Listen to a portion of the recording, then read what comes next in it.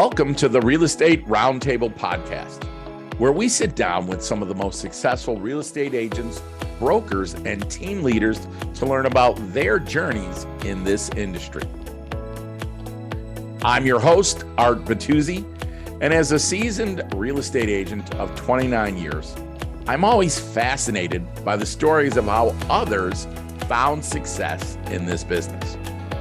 On this podcast, we'll be talking to our guests about the obstacles they overcame, the lessons they learned, and the tips and strategies they're using in today's ever-changing market.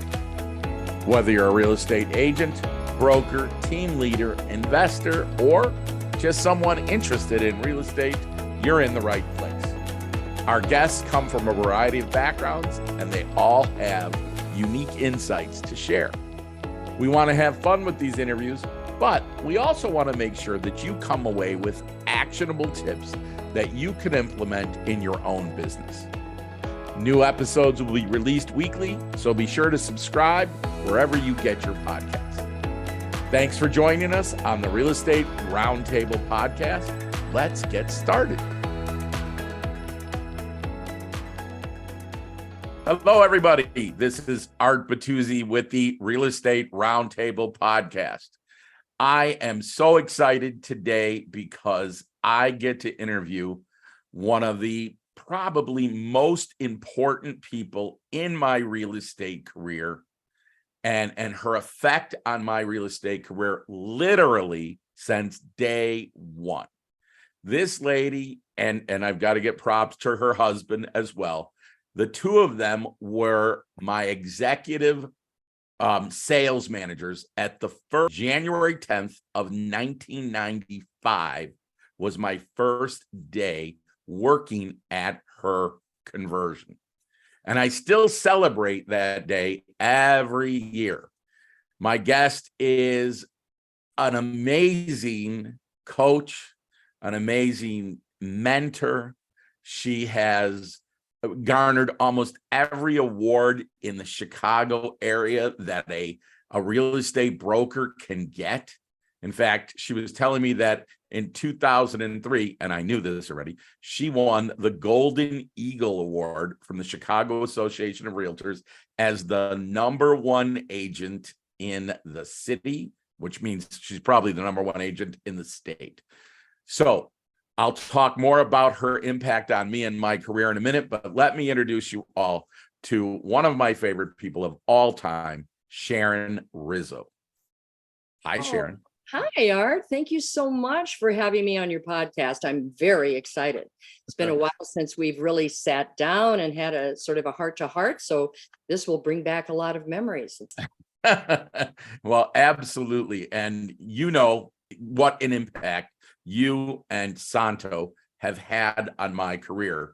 In fact, I'm not kidding when I say you were there from day one, because Sharon and I worked at a condo conversion at 111 East Chestnut, and we were in what was the living room of one of the units that faced east and north, and there was 8 desks in that room. And I was facing this way, and Sharon was 2 desks behind me to the left. And I couldn't have asked for a better place to be sitting, to be able to learn about real estate than 2 desks in front of Sharon Rizzo. Because just by proximity, I learned so much about the business. I learned about how to negotiate with people. I learned how to troubleshoot. Just an amazing education, just listening to what she said in back of me. And then, obviously, as we went along, coaching me through deals and working with me and clients. And then as I grew in the business, Sharon and Santo were always tremendous supporters of me and of the projects that I ran, whether it was as a sales manager or as a project manager. I always had their support and have had. Now, it's going on, it'll be 29 years coming up here. So when I thought about doing this podcast, Sharon was one of those people that I wanted to make sure that I interviewed because she is just a wealth of knowledge about real estate. So again, what a tremendous impact on my career you and Santo have had. Do you remember those days, Sharon? Oh my goodness. Yes, I do remember those days, Art. And you know, what's interesting is that when you said that being out in the open and being seated near me made a difference, that makes me realize that the decision that I made not to have a private office, I never wanted to have a private office as a sales manager. I thought it was important to be out with all of the all of the salespeople so that you could see what was going on and understand what was going on and being able to contribute. So I realized that decision was a good one. It was an excellent one, so much so that I never had, as a sales manager, when I moved into that role, never had an office because I knew the effect of people hearing me and as much me hearing them and what they were saying. Right, exactly. So that I might be able to step in and correct some of the things that they were saying in a manner like you did with me. Like when I get off the phone, you go, maybe you could have said this to that person.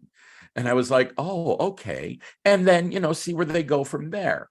So it was like on the spot coaching. It was fantastic. Yeah, there was a lot of that going on at the time. And I think there were really a lot of people to learn from who were really influential in the business at that time. Not just myself, but other people as well. Well, I got lucky to be in the same room with you. Santo was in that other room, but I was in the room with you, and I could still tell you who was at every desk. Oh my gosh, I'm not sure I could. I absolutely could. We don't need to go through them here, but no. Offline, I'll take you through them. So one of the reasons that I wanted to have you as a guest is because you don't come from what people would consider to be a typical real estate background to be as successful in real estate as you have been. So why don't you tell us a little bit about how you got started, not in real estate, but a couple of the jobs or careers you had before you got into real estate? Well, probably not typical, I suppose, but I actually went to Indiana University and got a bachelor's and master's degree in theater. I wanted to be an actress in New York, and my mother convinced me as a teacher and a very practical individual that probably the smart thing to do would be to get a degree in something that you really could get a job in rather than, theater. You want to be a movie star or an actress. Well, so I followed her advice and ended up with a master's degree in speech pathology and audiology, and did work in that as a part-time job for about 15 years right out of graduate school. All the while also doing modeling for Playboy models, which when you hear Playboy models, everybody went, oh my goodness.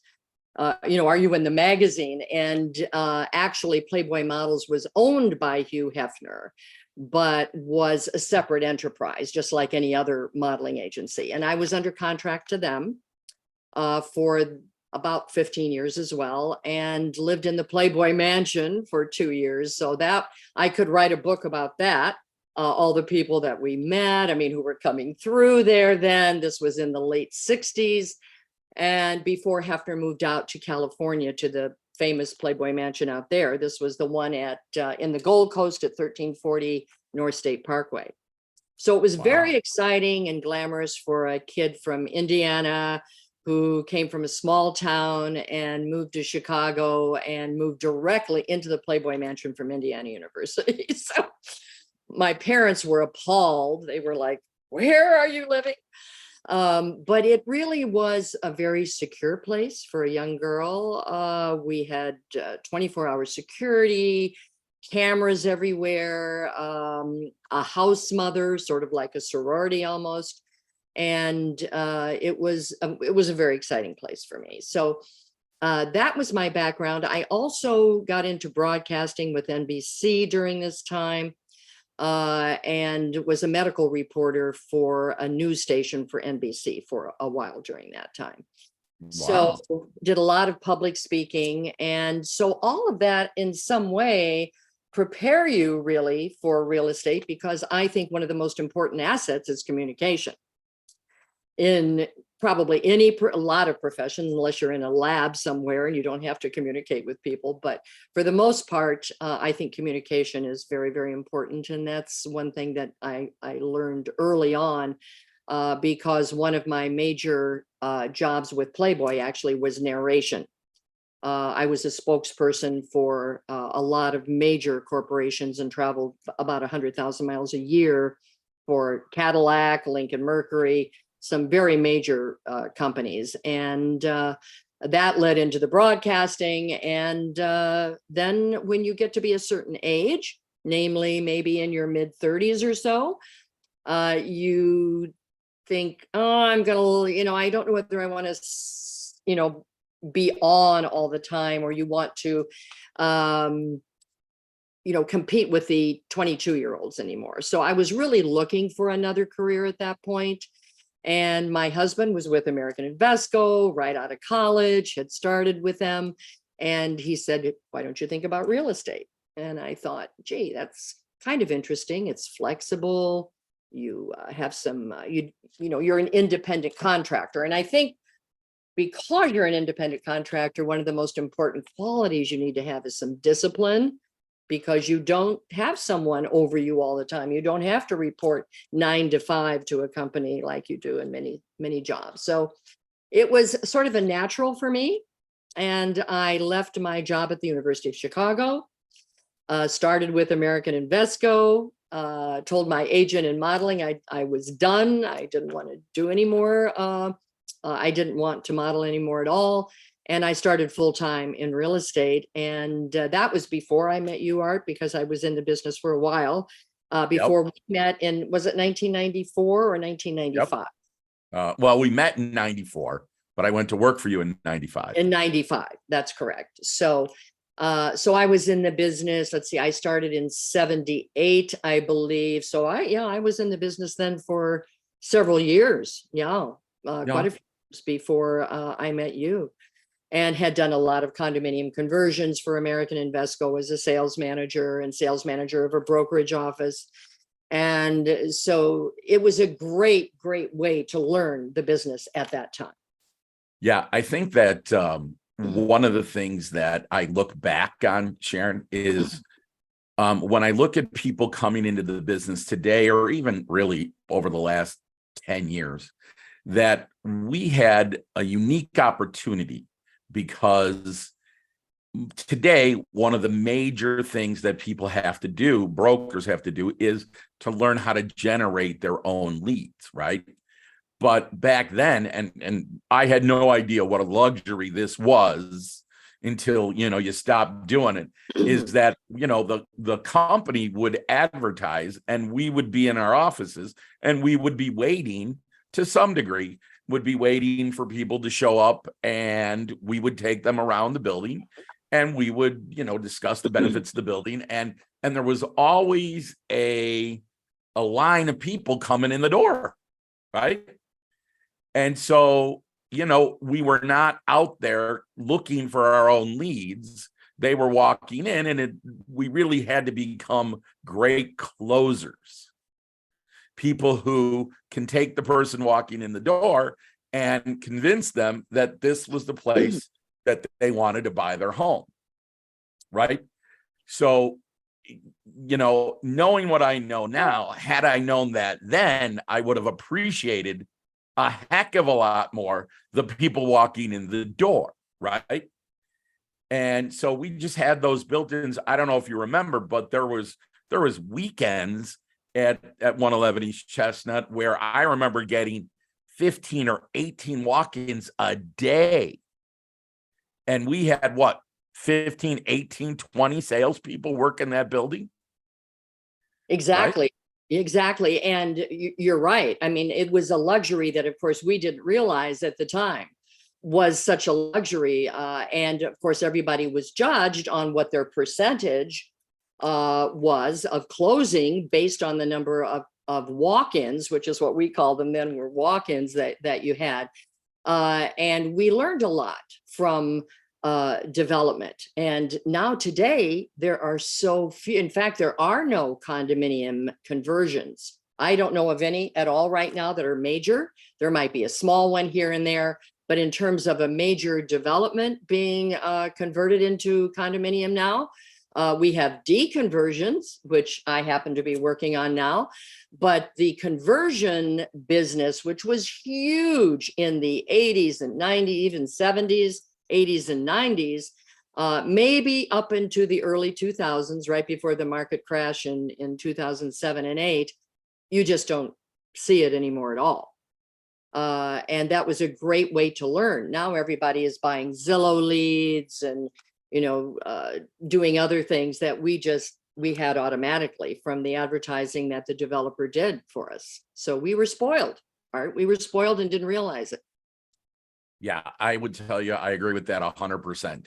I had no idea. In fact, during my classes, I really try to get students to understand that it was so different, that being able to get out there and generate. Now, again, that's for those of us that were on projects, on conversions.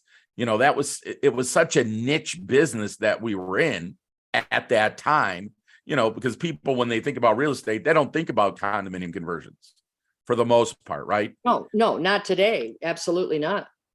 But even then, it was still, when you ran into real estate people, a lot of them worked for the brokerage offices, right, and we're trying to do brokerage, right?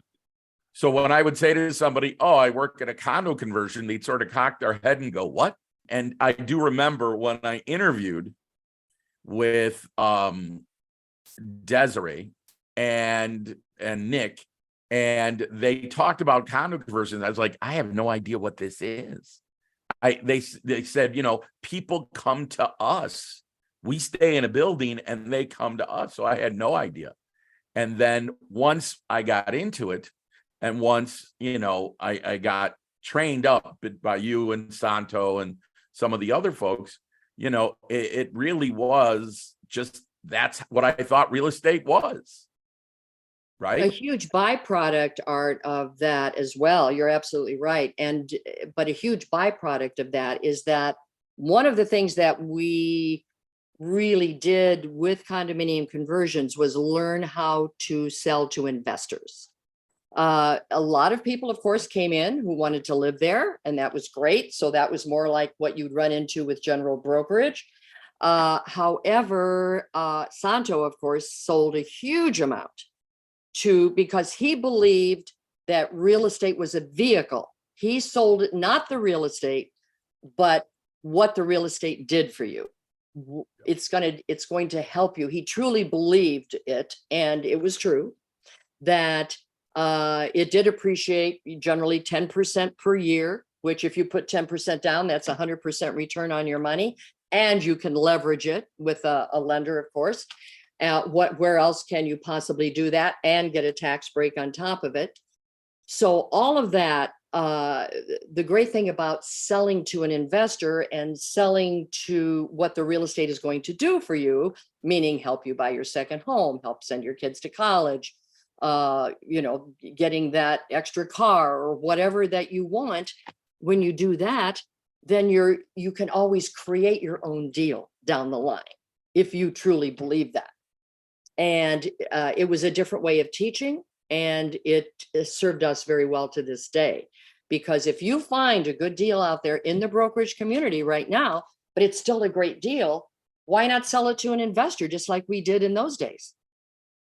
So you can create a deal sort of out of thin air by looking for something good and then going to find the right buyer for it, as opposed to waiting for someone who wants to sell their home every 7 years or someone who wants to buy a home. So it gives you a lot of extra leverage and makes you a lot of extra money as well. Absolutely. With that kind of training that we had.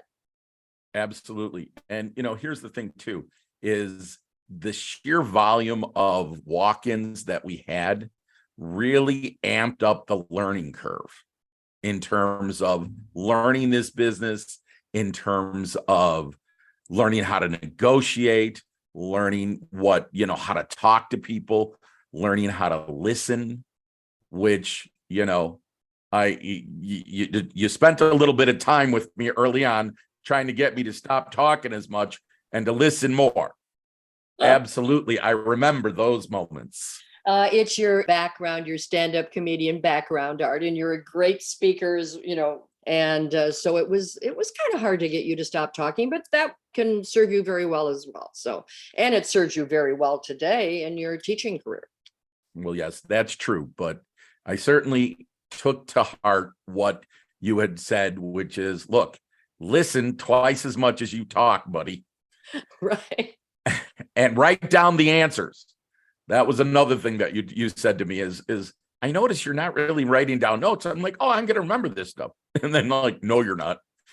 And write it down. And boy, were you correct.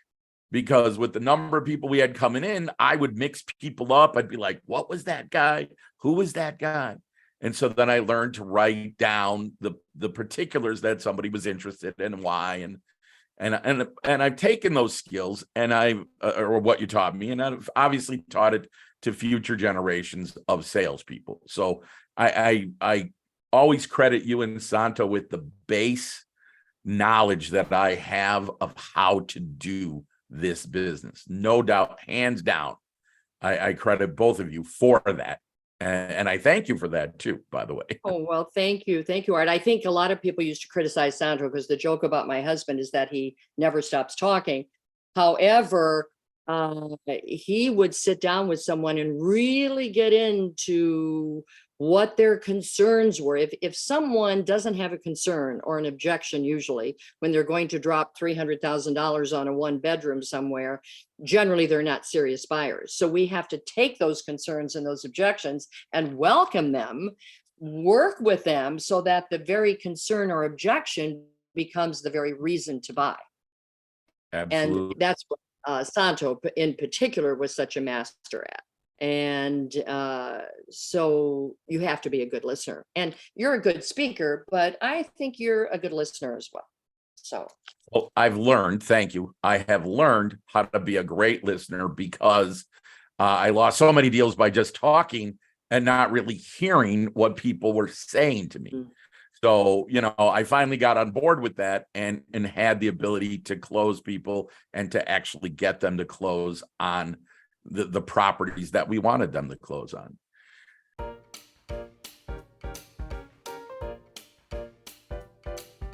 Hey there, Real Estate Roundtable podcast listeners. I want to take a moment to tell you about our sponsor, I Love Real Estate School. If you're looking to get your real estate license or fulfilling your continuing education requirements, I Love Real Estate School's got you covered. As an Illinois licensed school, they offer the state-required broker pre-license course, managing broker pre-license courses, post-licensing courses, and continuing education. And the best part, you can take the courses either through their live stream with the live instructor or online home study. So no matter where you are, you can get the education you need to take your real estate career to the next level. I Love Real Estate School is committed to helping you succeed in the industry. That's why they offer comprehensive, high-quality education at an affordable price. So, if you're ready to start your real estate journey or stay up to date with your continuing education, head on over to iloverealestateschool.com today to learn more.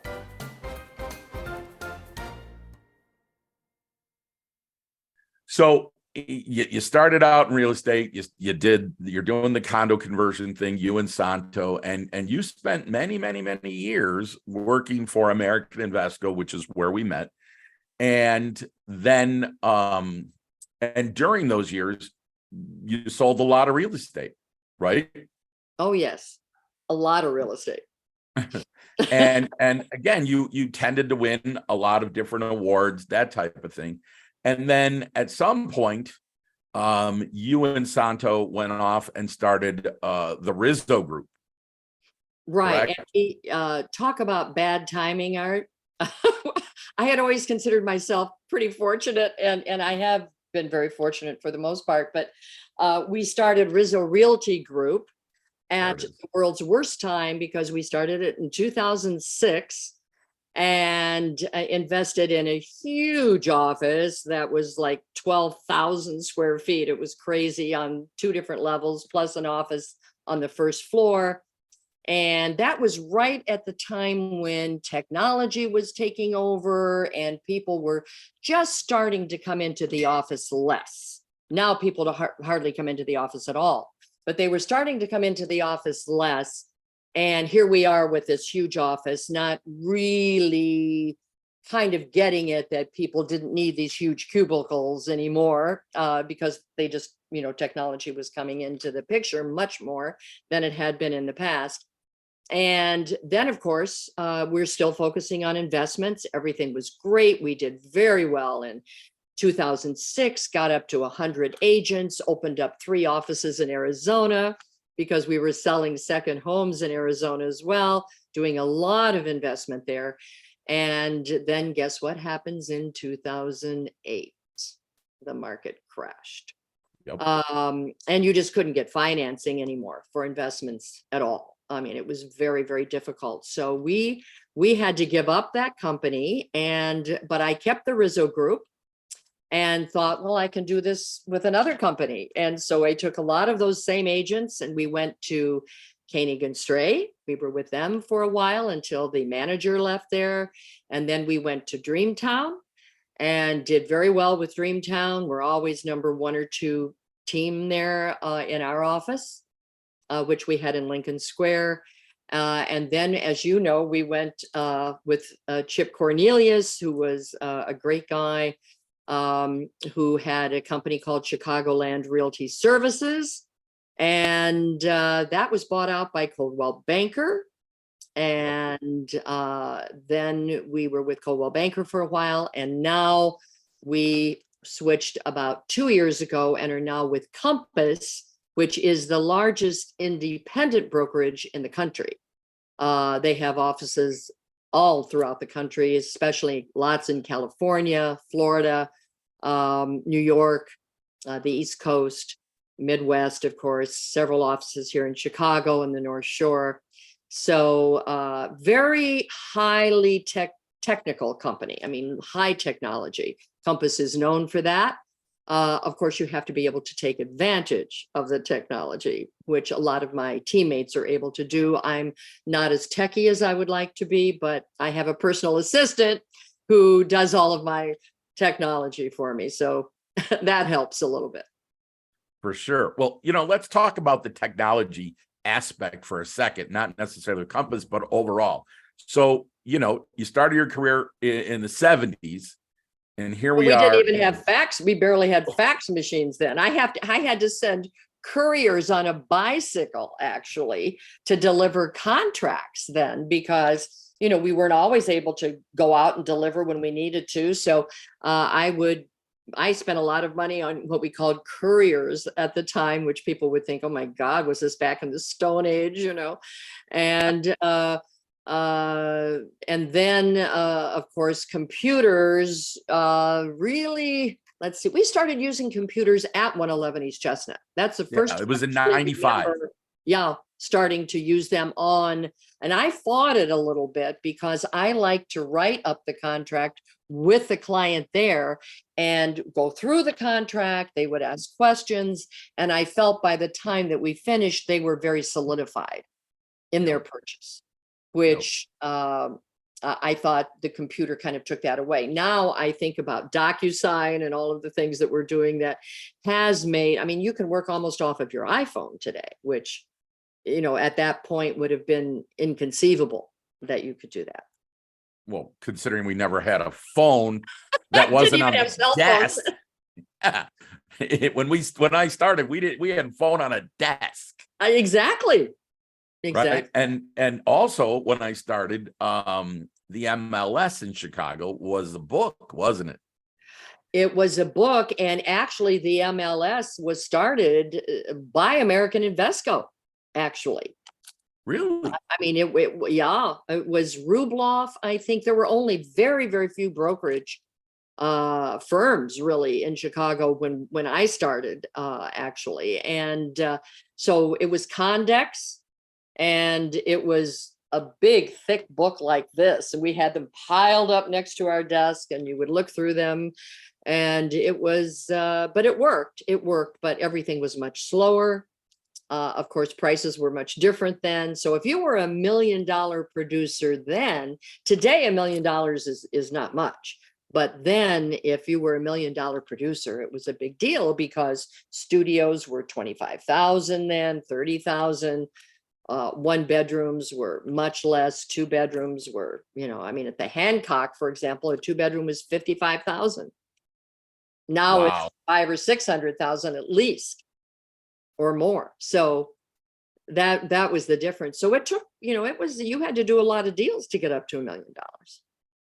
Well, and obviously you did, but certainly the technology changes and has ended up benefiting our business to a great degree, just for the speed of it, like you said, for the ease of it. Because I remember you sending me out and saying, go get this signed, and I'd have to get in the car and drive to somebody's house to get it signed. That's before, or just as we got fax machines too.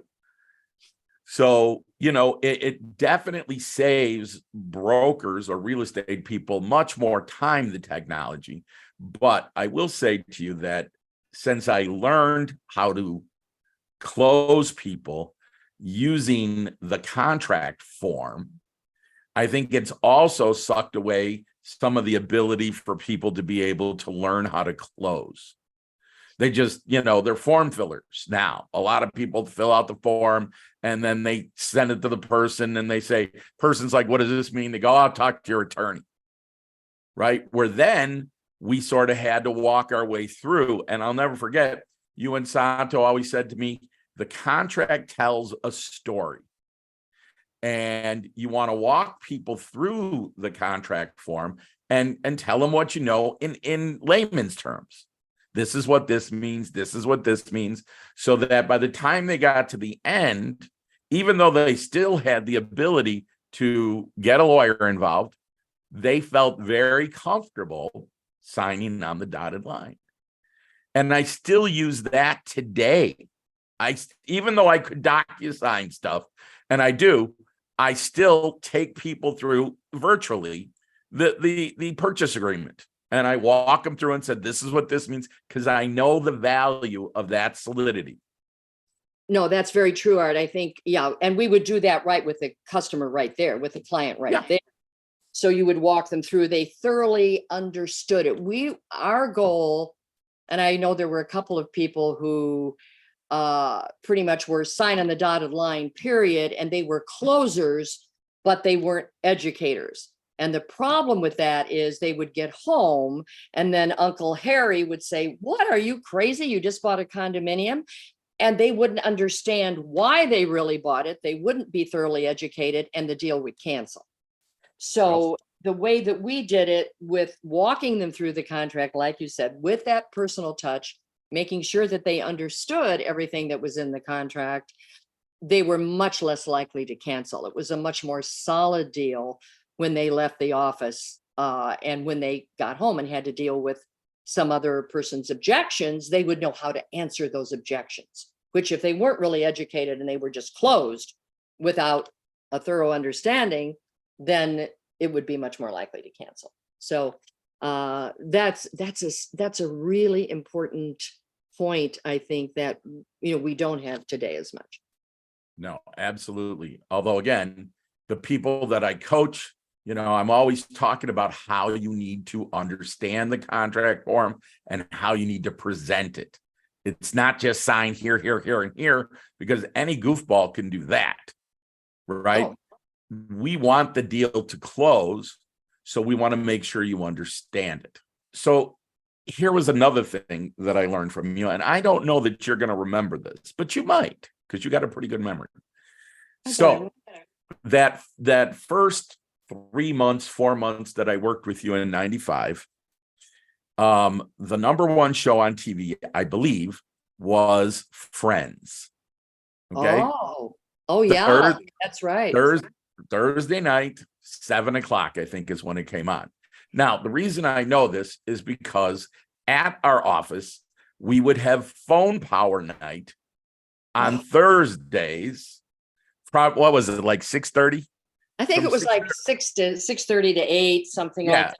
Right. Times 6 we to 8, 6:30. in, remember, and stuff Right. like that. So the sales managers would, like she said, bring pizza in, and they would tack $100 bill on the bulletin board. And the goal was whoever can get the most appointments For the would weekend. get the $100 bill among all of the salespeople. So this was a way to incentivize salespeople to pound the phones. Now, again, we didn't have cell phones, none of that stuff, right? So I remember, and the company would provide lists of phone numbers, and they'd split them out, and you'd get your list, and they'd go, all right, go. And we would start picking up the phones, calling. And the call was really just to invite people to come to the building, right? That was the purpose, because the more people we had coming in, the more activity, the more energy, the more sales we got, right? So I remember I had done this with you for a little while, and 2 or 3 weeks in a row, I kept getting people on the phone who were upset that I called during Friends. They were like, hey, don't you know that I'm watching Friends? Why are you bothering me? This kind of thing.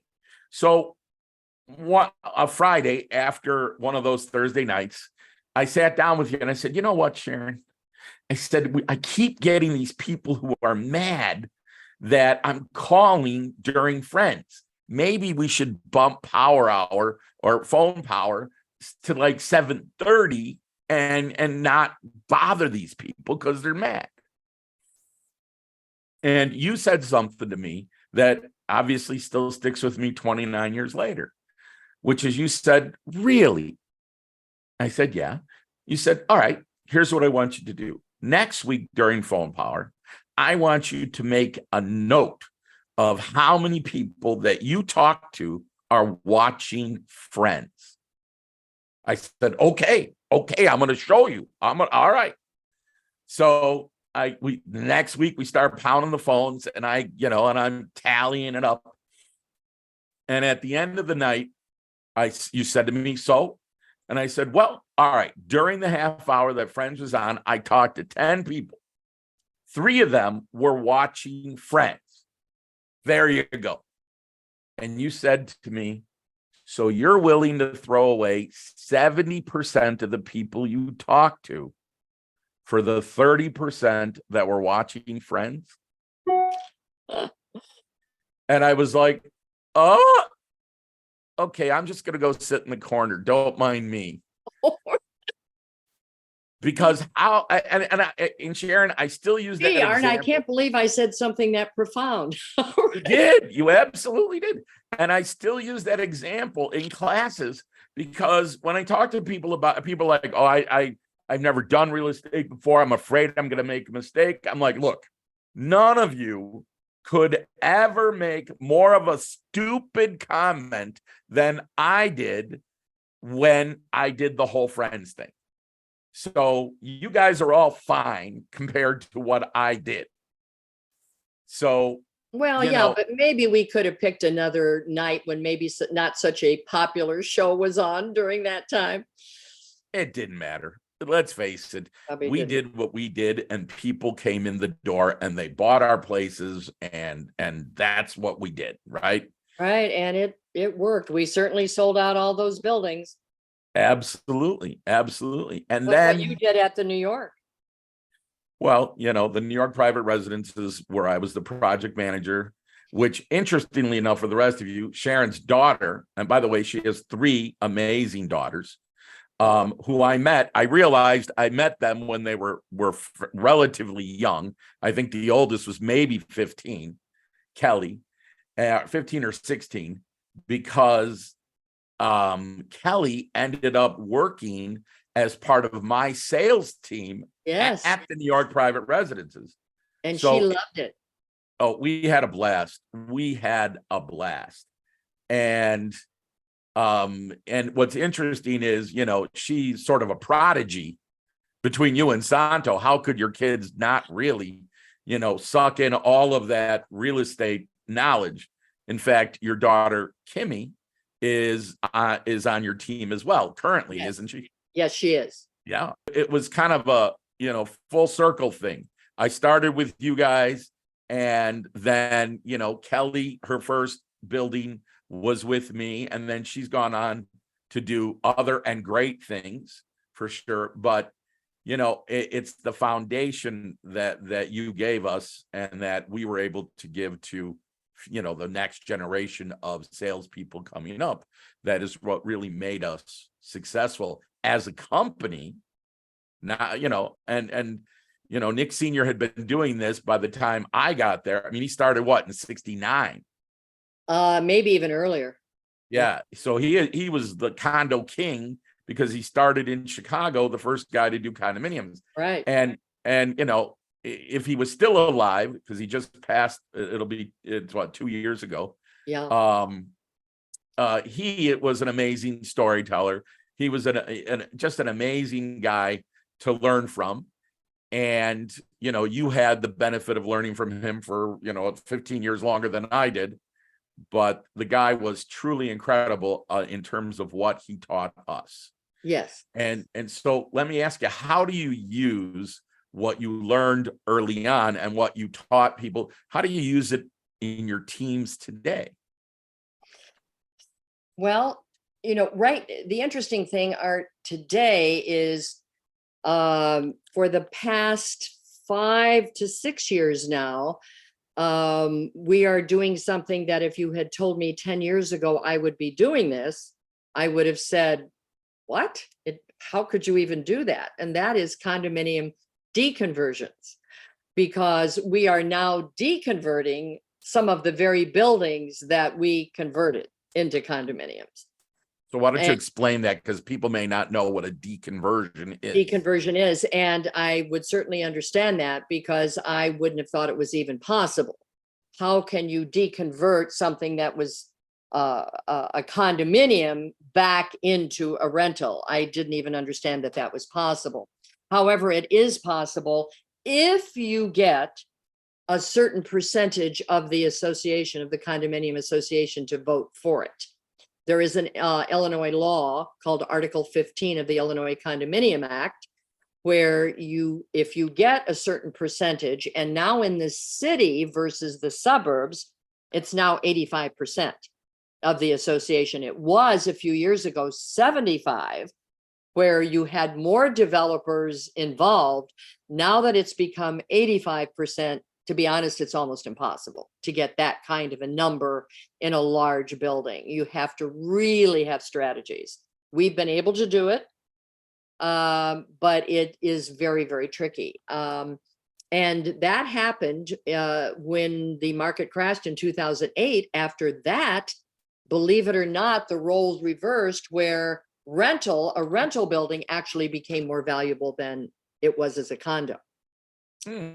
And there's a long story behind that I won't get into here, but it is true.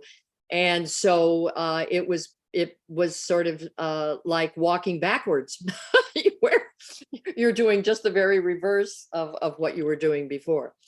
So I was able to, I think, employ some of that knowledge that we learned back in the day here.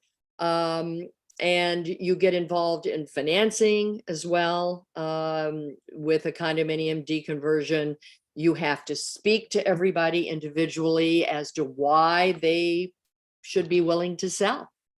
Why? When this is their home. Now, it's much easier to work with an investor, of course, who doesn't have that.